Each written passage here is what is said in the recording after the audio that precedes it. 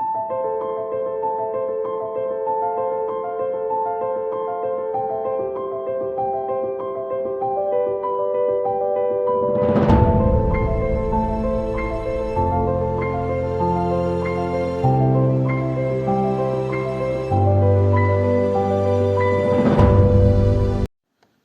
history of world tank building and military equipment in general is replete with many amazing events.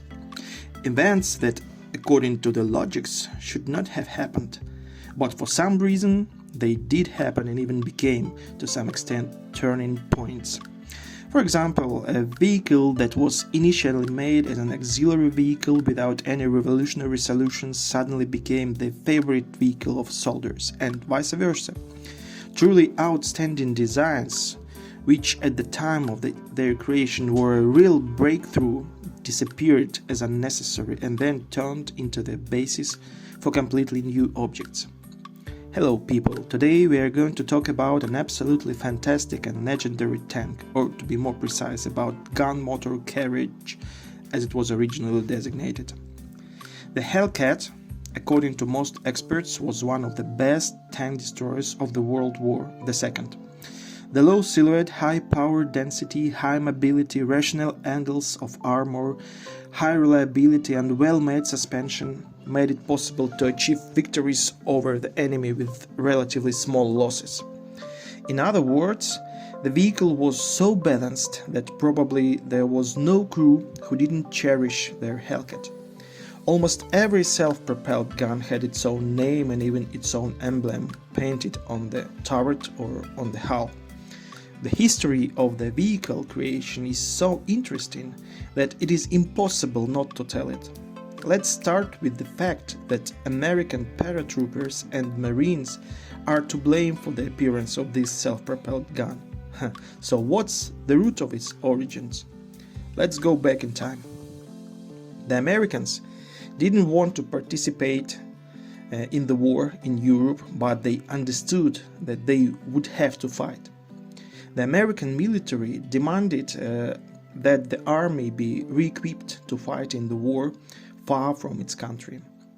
The ocean was and still is a good defense for the continental states. That is why the first task was set to rearm the mobile units, Marines and paratroopers. In conditions where landing should be carried out not on islands, where the use of ground armor vehicles is limited, but on the continent, the question was whether Marines and paratroopers could counter armored vehicles, primarily enemy tanks. And the best answer was to supply the mobile units with a good tank of their own. In 1941, a competition was announced to create a tank for paratroopers, a tank that would combine the capabilities of transportation not only by ships, but also by planes. And at the same time, it had to fight enemy tanks effectively. Tank projects were presented by three companies: GMC, Marmon, Harrington, and Christie.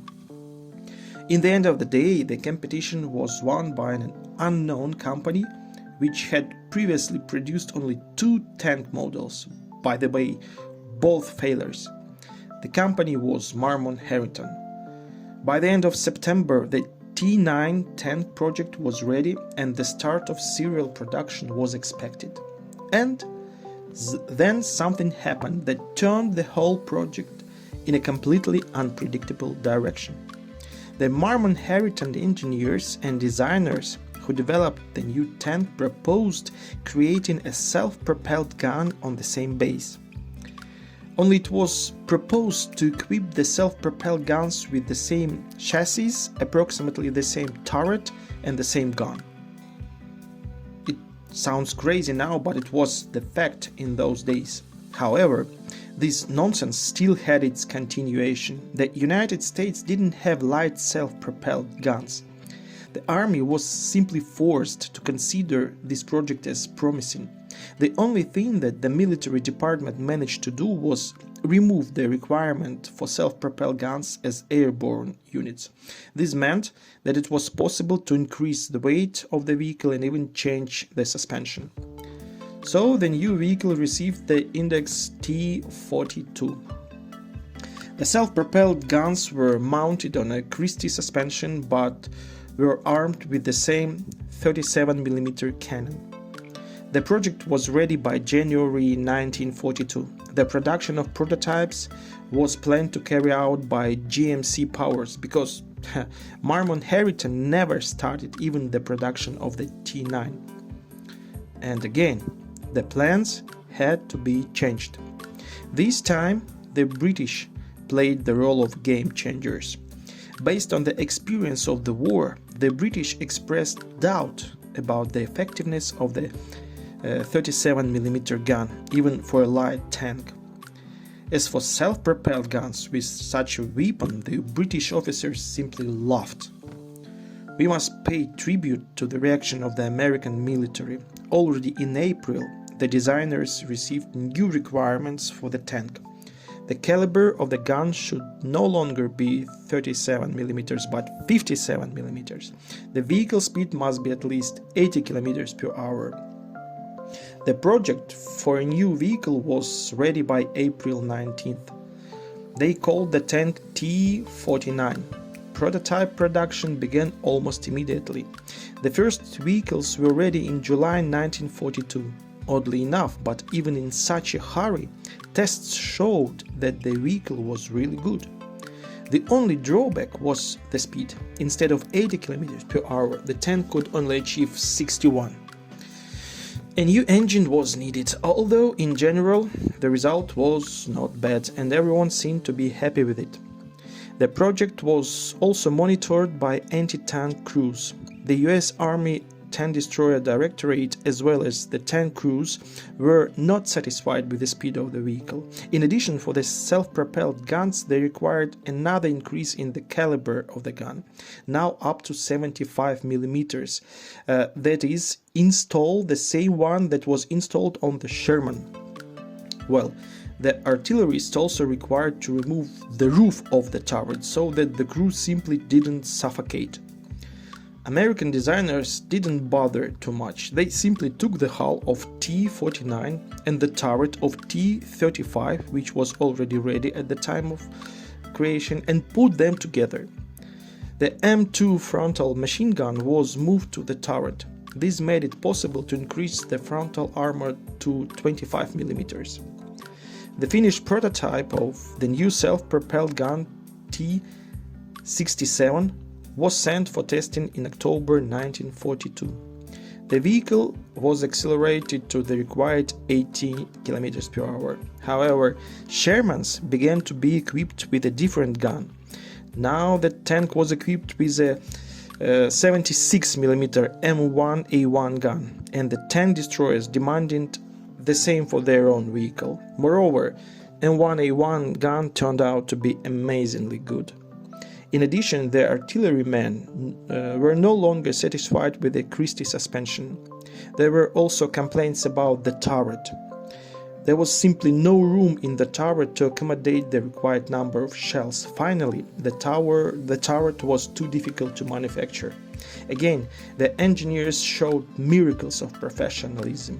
The new vehicle, designated T-70, was ready in April 1943. The order for the production of 1,000 T-70 self-propelled guns was given to Buick even before the vehicle was put into service. At the end of 1943, self-propelled guns were already being tested in Italy, and they received excellent feedback. Only after this, the T-70 self-propelled guns were put into service under the designation M18 in March 1944. So, 76mm gun motor carriage M18 Hellcat was born.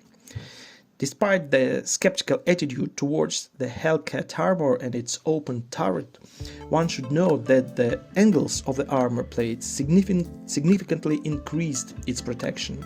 Shells quite often simply ricochet off the armor without causing significant damages.